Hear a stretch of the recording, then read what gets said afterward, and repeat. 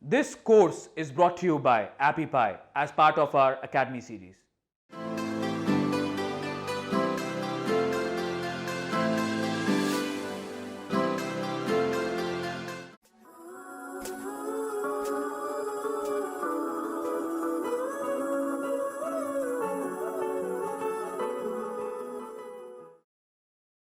Hi guys, this is Arifur and welcome to HTML Basic for Beginners.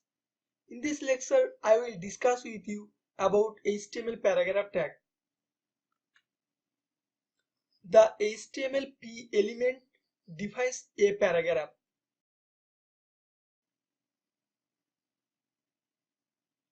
Here you can see coding mode. You can also see browser view. Here you can see HTML paragraph tag.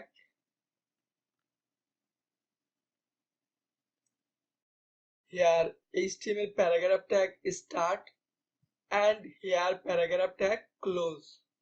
You have to write the paragraph in the middle of the paragraph tag. I hope you are able to learn HTML paragraph tag.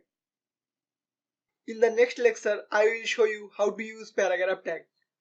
See you guys in the next lecture.